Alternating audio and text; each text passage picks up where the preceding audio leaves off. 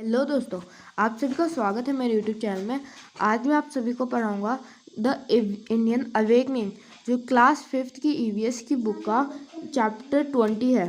तो फिर चलो शुरू करते हैं। The British took over more and more of our country, the people became more unhappy and angry.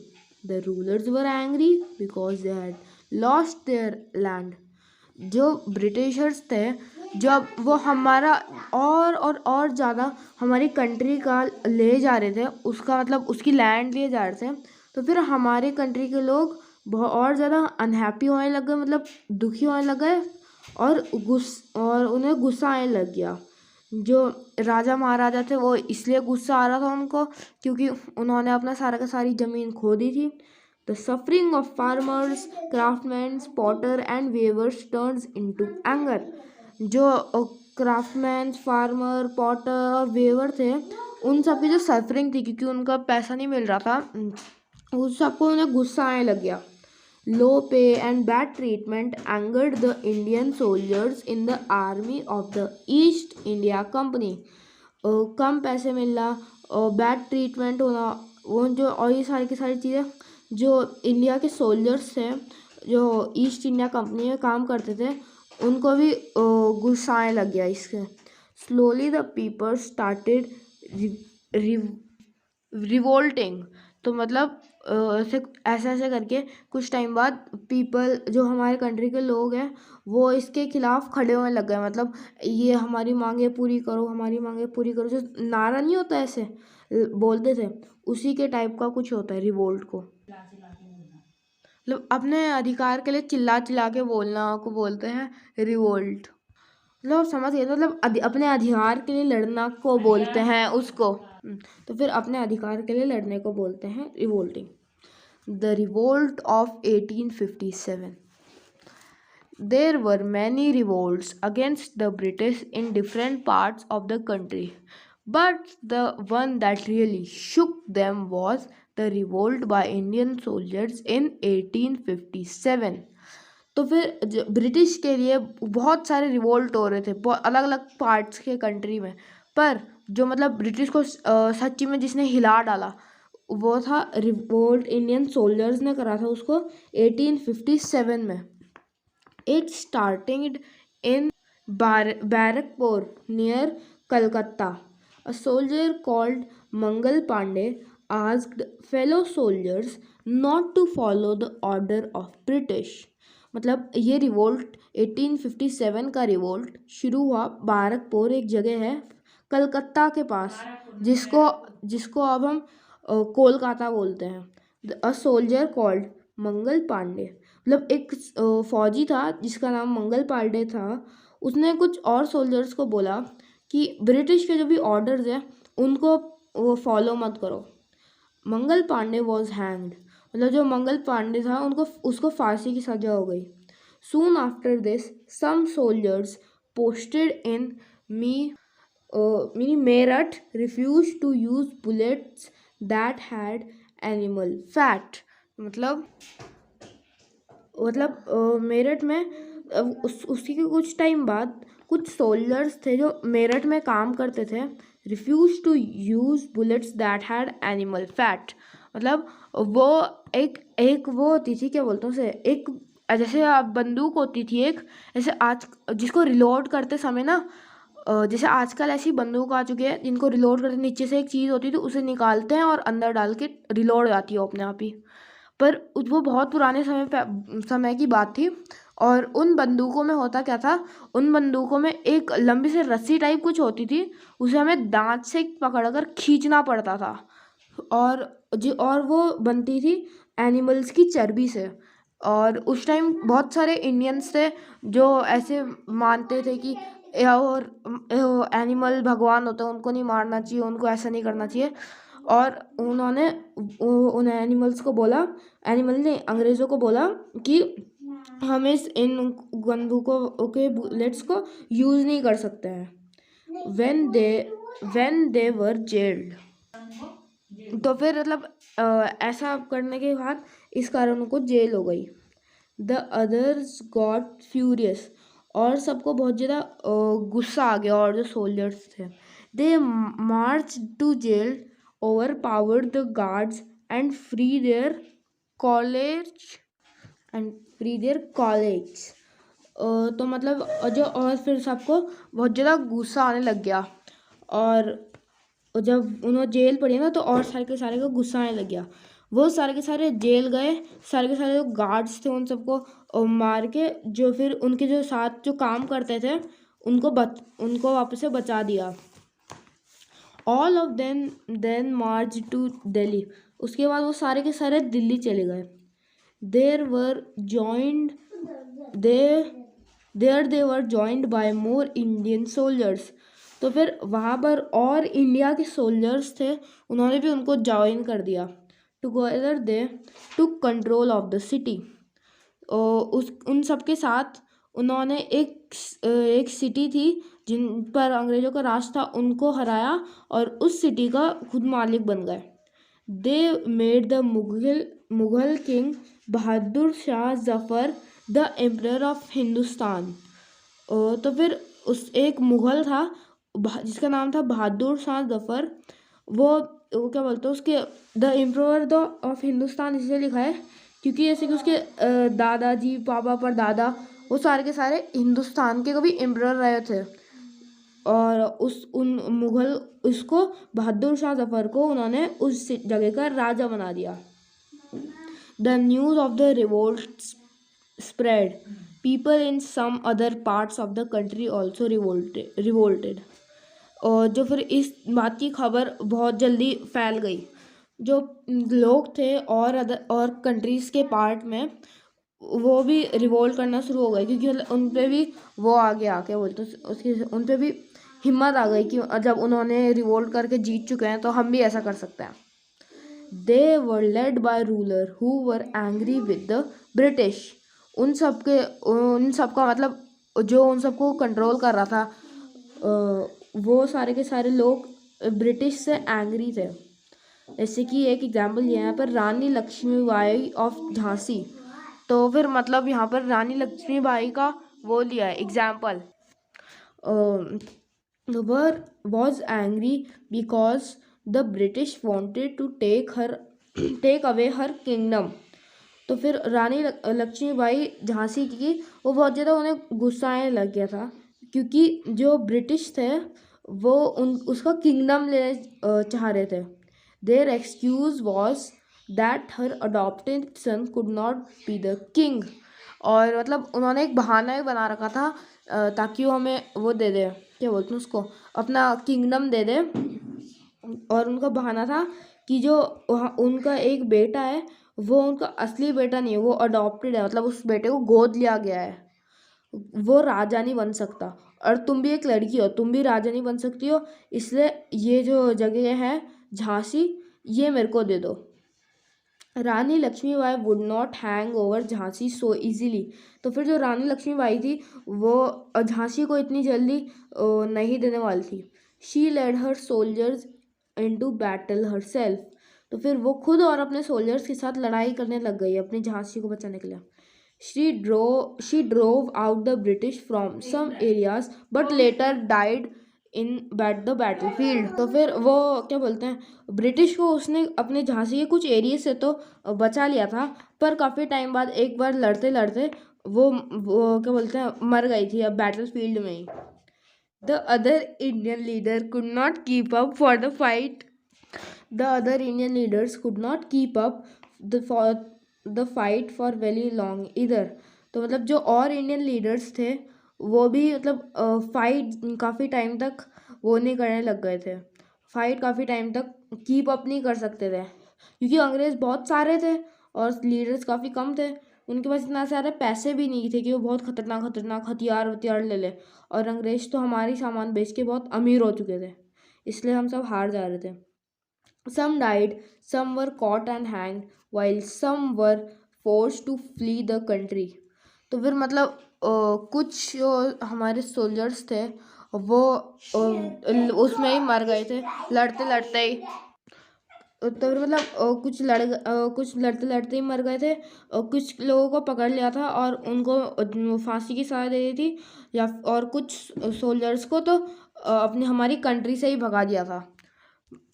Bahadur Shah was forced to flee the country. तो फिर जो बहादुर शाह था ना, वो Bahadur Shah was caught and sent to Rangoon in Myanmar. तो जो बहादुर शाह था, जो मैंने आपको पहले बताया था, बहादुर शाह जफ़र, जो एक छोटी सी सिटी का राजा बन गया था, उसको भी अंग्रेजों ने पकड़ लिया था और उन्हें रंगून एक नाम की जगह है जो म्यांमार में है, वहाँ पर भेज दिया था। After the revolt, the British government took over the control of our country from east India company. जब ये रिवोल्ट्स ख़त्म हो गए तो फिर जो ब्रिटिश गवर्नमेंट थी, उन्होंने हमारी कंट्री से हमारा कंट्रोल करने लग गई ईस्ट इंडिया कंपनी से। मतलब queen Victoria of England was made the impress of India. जो क्वीन विक्टोरिया थी इंग्लैंड की रानी, उसको हमारा इंडिया का वो बना दिया, इंडिया का रानी बना दिया। The viceroy was posted as her representative in India, है ना। तो फिर जो वाइसरॉय था, वाइसरॉय का मतलब जो अमेरिका का वो नहीं होता, क्या बोलते हैं उसको। तो फिर जैसे हमारा आजकल प्राइम मिनिस्टर है जो पूरे कंट्री को गवर्न करता है, तो फिर उस टाइम में वाइसरॉय था जो पूरे कंट्री को गवर्न करता था। ओके, उसके बाद उसका next page, India awakens. The revolt of 1857 was the beginning of our struggle for the independence. 1857 का रिवोल्ट एक शुरुआत थी हमारे इंडिपेंडेंस की स्ट्रगल के लिए। इट वॉज एन अवेकनिंग, मतलब 1857 का बिगिनिंग, मतलब हमारे स्ट्रगल का, इंडिपेंडेंस की स्ट्रगल के लिए 1857 का रिवॉल्ट सिर्फ हमारी शुरुआत था। वो हमारे लिए वैसा था, क्या बोलते हैं उसको, मतलब अवेकनिंग सा, हमें बताने के लिए कि हम इस कंट्री के हैं, हम इस कंट्री के बिलोंग करते हैं, हमारी कंट्री है ये। We woke up to a feeling of belonging to one's country. हमारा एक फीलिंग जागी कि हमारी कंट्री है ये। We woke up to a wish to run our country ourselves. हमारी विश ये होने लग गई कि हम खुद अपनी कंट्री चलाएंगे। This awakening came in other ways too. ये अवेकनिंग और कामों और वेज में भी आई। Even before the revolt, educated Indian realised that being ruled by British was not our only problem. जब रिवोल्ट से ही पहले जो इंडियंस थे, जिनको मतलब जो एजुकेटेड, जो पढ़े लिखे इंडियंस थे, उन्होंने पहले ही रियलाइज़ कर दिया था कि ब्रिटिश से कब्जा होना सिर्फ हमारी एक ही प्रॉब्लम नहीं है, हमारी और भी प्रॉब्लम है। The Indian society had other problems too. They felt that unless we got over our social problems, we would not be able to govern ourselves. वो उनको लगा कि जब तक हम अपने सोशल प्रॉब्लम्स का वो नहीं कर देते, पहले अब सोशल प्रॉब्लम को हटा नहीं देते, तब तक हम अपने कंट्री को गवर्न नहीं कर सकते हैं। Social problems, poverty, illiteracy and superstitions were some of our greatest problems.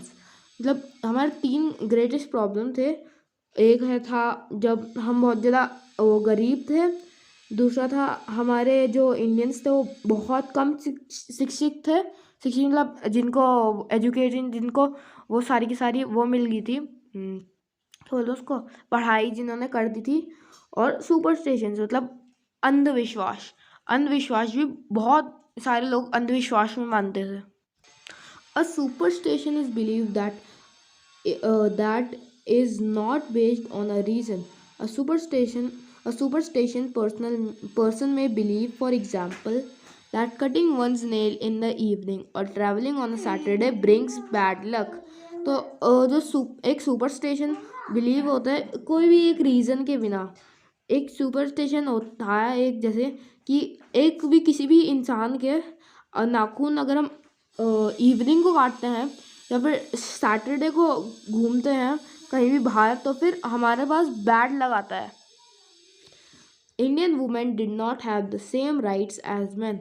जो भी इंडियन के वुमेन्स थी उन सबको एकदम वैसे ही राइट्स नहीं थे जैसे मेन को थे। राइट्स का मतलब उनका उतना हक नहीं था जितना मेंस के पास था।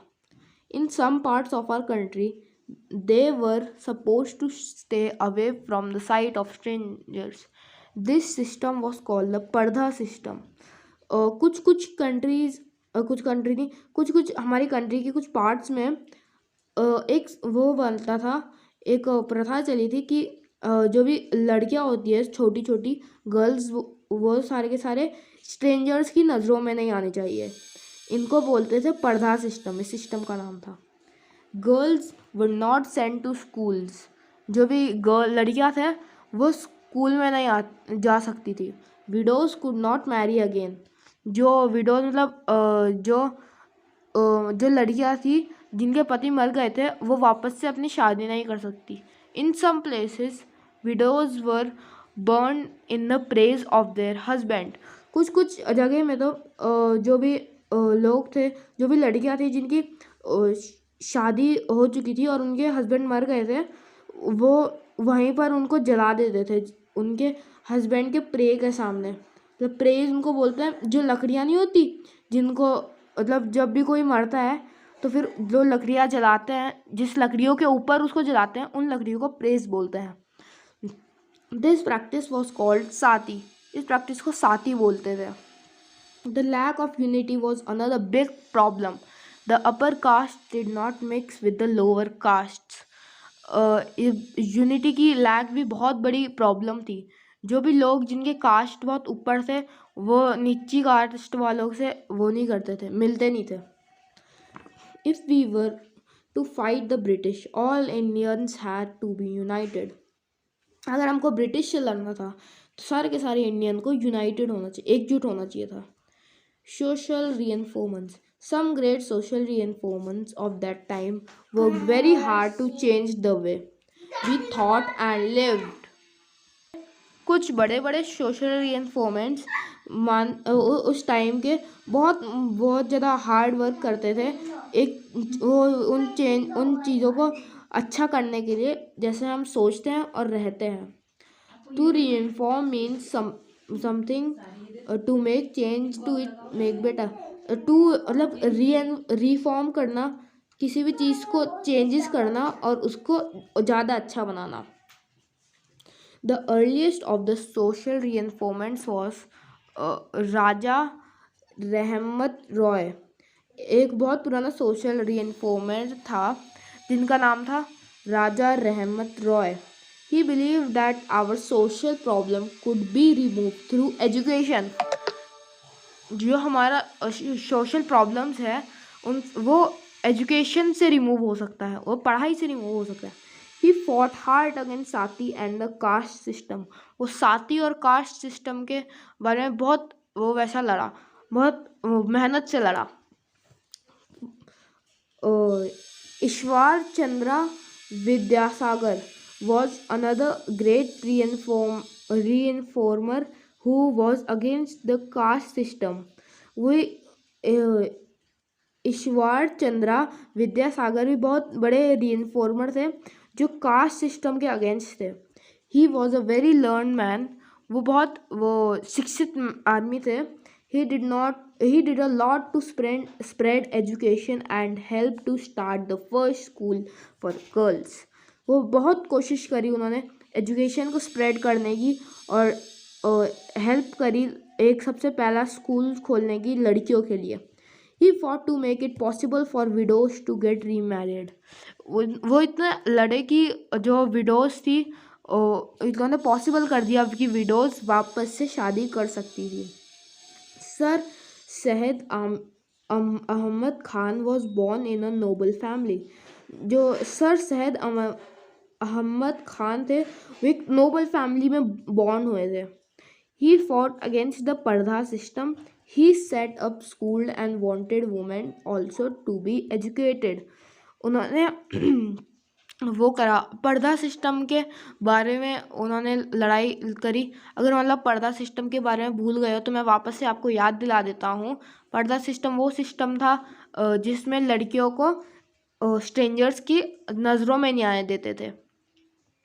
उन्होंने वो स्कूल खोले और चाहता था कि वो सारे के सारे वुमेन्स एजुकेटेड हो and wanted women to be educated. Dayanand Saraswati believed that moving away from the te- teachings of the ancient Hindu text had created many of our problems. Dayanand Saraswati मानते थे कि अपने एशियंट हिंदू टेक्स्ट से मतलब वो टीचिंग से बाहर जाना हमारी बहुत सारी प्रॉब्लम्स क्रिएट कराए। ही स्टार्टेड आर्य समझी whose follower did not believe in superstitions, the caste system and so on. उन्होंने आर्य संजी स्टार्ट करा। उनके सारे के सारे फॉलोअर्स ये सुपरस्टिशंस में नहीं मानते, मतलब अंधविश्वास में नहीं मानते थे, कास्ट सिस्टम में भी नहीं मानते थे।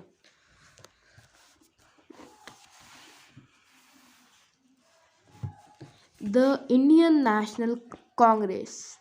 The work of reinforcements, the spread of education, and the people's anger towards the British started uniting people.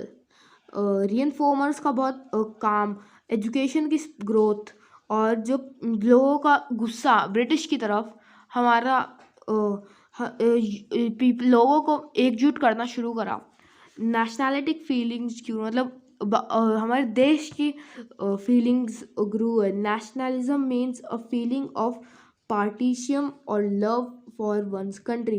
Nationality को मतलब नेशनलिज्म मतलब जो हमारी फीलिंग होती है हमारे देश के लिए। In 1885, an organization called the Indian National Congress was born. 1885 में एक ऑर्गेनाइजेशन आई जिसका नाम था Indian National Congress. W C Bonnerjee, Dadabhai Naoroji, Gopal Krishna Gokhale, M G. Ranade, Surendranath Banerjee और Subramania Iyer were some of the early leaders of the Congress. ये सारे के सारे कुछ पुराने लीडर्स थे कांग्रेस के। ये उनकी फोटोज बनी हुई हैं। In the beginning the AIIMS of the Congress were simple. शुरू में कांग्रेस के एम्स सिंपल थे। To unite the people and to make them aware of their rights. सारे लोगों को एकजुट करना और उनको अपने राइट्स के बारे में बताना। To let British know that Indian wanted a greater role in the running of the country. British को बताना कि इंडियन को और रोल चाहिए और अब खुद की अपनी कंट्री रन करनी है। To convince the government to improve the lives of the people. Government को बोलना कि हमारी लोगों की लाइव्स और अच्छी करो। But soon many Congress leader realize that the British would not accept the demands of the Indians. और कुछ टाइम बाद कांग्रेस लीडर्स समझ गए कि जो ब्रिटिश है वो इंडियन लोगों की डिमांड्स को नहीं लेंगे। So they decided to demand independence. तो फिर वो इंडिपेंडेंस डिमांड शुरू करने लग गए क्योंकि वो छोटी मोटी डिमांड्स नहीं उठा रहे थे। तो फिर वो इंडिपेंडेंस को मांगने लग गए, लड़ने लग गए इंडिपेंडेंस के लिए। द स्वदेशी आंदोलन। A few acts of the British angered the people and brought them together. कुछ एक्ट्स है जो मतलब एक सेकंड में ठीक कर देता हूँ। मतलब ब्रिटिश के कुछ काम करे जिससे लोगों को वो बहुत ज़्यादा गुस्सा आया और उन्हें एकजुट करा। One of these acts was the partition of Bengal in 1905। मतलब मतलब क्या बोलते हैं उनमें से एक एक्ट था बंगाल का पार्टीशन जो हुआ था 1905 में। Bengal was then made up for the present West Bengal, Bihar a part of Odisha, Assam, and Bangladesh. These British decided to break into two halves. They wanted to break the spirit of nationalism, which was becoming very strong in Bengal. तो फिर बंगाल एक जैसे जो बंगाल था was then made up of a present west, तब का बंगाल काफ़ी बड़ा था। वेस्ट बंगाल पूरा वेस्ट बंगाल से बना था, थोड़ा बिहार पूरा बंगाल से बना था, और एक छोटा सा पार्ट उड़ीसा का, आसाम का और बांग्लादेश से ही बना था। तब ब्रिटिश ने डिसाइड करा कि उसको दो हिस्सों में बांटेंगे। They wanted to break the spirit of nationalism. वो हमारे नेशनलिज्म की वो उम्र को तो बंगाल में बहुत ज़्यादा हो रही थी। They also wanted to divide Hindu and Muslim into two separate provinces states. वो हिंदू और मुस्लिम को भी डिवाइड करना चाहते थे दो अलग अलग स्टेट्स में। The people reacted strongly. Thousands came out and street to protest. जो लोगों ने बहुत अच्छे से रिएक्ट करा, बहुत सारे लोग स्ट्रीट में आए और प्रोटेस्ट करा। Womens and students join the movement. उस वाले मूवमेंट में वुमेन्स और स्टूडेंट्स भी ज्वाइन कर गए। They decided not to use British goods and even make bonfires of foreign goods. उन्होंने डिसाइड करा कि ब्रिटिश का सामान नहीं लेना है और उनके सामान से बॉनफायर्स बनाई। They decided to use स्वदेशी things or things made in India. That is why the movement is called स्वदेशी आंदोलन। उन्होंने डिसाइड करा कि स्वदेशी चीज़ें ही यूज़ करनी है जो इंडियन ने बनाई, जो चीज़ें इंडियंस ने बनाई हैं, इसलिए इस मूवमेंट को कहा गया स्वदेशी आंदोलन। Soon it spread to other parts of the country. Finally, in 1911, the British had to take back the orders of partition. ये बात और पार्ट्स की कंट्री में भी आ गई और 1911 में ब्रिटिश को पार्टीशन का ऑर्डर वापस लेना पड़ा। Three leaders were most important in this struggle. They were Lala Rajpat Rai, Bal Gangadhar Tilak and Bipin Chandra Pal. 3 leader बहुत इंपॉर्टेंट थे इस स्ट्रगल में। वो लोग थे लाला लाजपत राय, बाल गंगाधर तिलक और बिपिन चंद्रा पाल। दे वर कॉल्ड लाल बाल पाल बाय द पीपल। उनको बोलते थे लाल बाल पाल, लोग उनको इस नाम से बुलाते थे, लाल बाल पाल के।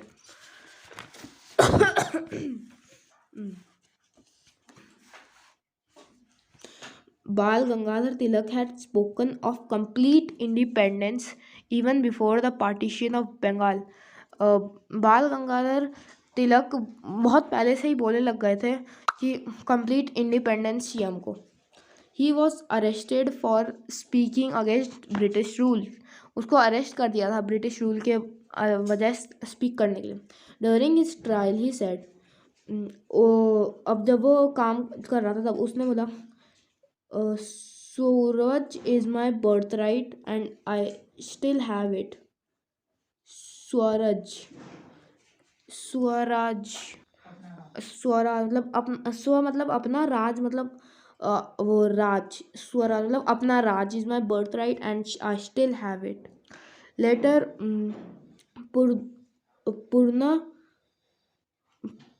पूर्णा Swaraj became the slogan of freedom fighters. उसके कुछ टाइम बाद पुराना स्वराज स्लोगन बन गया फ्रीडम फाइटर्स का।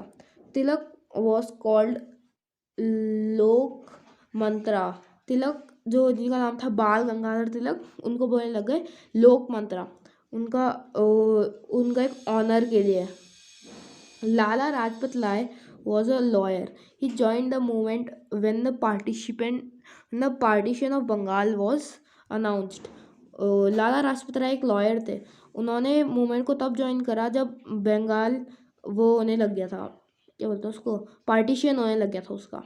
ही wanted Indian to fight for their rights. वो मानता था कि इंडियन को उसके राइट्स के लिए फाइट करनी चाहिए। ही वॉज कॉल्ड शेर पंजाब। उसका नाम था शेर Punjab. Bipin Chandra Pal was for complete independence right from the start. Bipin Chandra Pal शुरू से कंप्लीट इंडिपेंडेंस के लिए था. He wrote in many newspaper asking for the people to fight unitedly to get freedom. वो बहुत न्यूज़पेपर में लिखा था कि लोगों को पूछने के लिए कि आप एकजुट होकर फाइट करना चाहते हैं फ्रीडम के लिए. This help the two spread nationalism. इसके लिए अपने देश का ये मतलब हमारे देश का प्यार बढ़ाने में काफ़ी काम करा. और ये उन तीनों की फ़ोटोज़ हैं. The British tried to put down the Swadeshi Andolan. They arrested people, sent them to jail, beat them, threw them out of school, colleges and offices. The movement died on, but it changed the mood in country. ये जो British थे वो स्वदेशी आंदोलन को रोकने के लिए काफ़ी ज़्यादा कोशिश करने लग गए थे. उन्होंने कुछ लोगों को अरेस्ट करा, उन्हें जेल में डाला, उनको मारा और उनको स्कूल से भगा दिया, कॉलेज से भगा दिया, ऑफिस से भगा दिया. वो मूवमेंट मर गया, मतलब वो मूवमेंट को बंद कर दिया गया. But it change the mood of the country. इसने कंट्री का मूड को चेंज कर दिया. Many Congress leaders and the people realize that we needed freedom. बहुत सारे कांग्रेस लीडर्स और पीपल तब रियलाइज़ करने लग गए कि हमें फ्रीडम चाहिए. तो फिर वह आज की वीडियो के लिए बस इतना ही. मिलते हैं अगली वीडियो के लिए. और ये है कुछ क्वेश्चन आंसर्स. अब आप दूसरी वीडियो कर ले बस.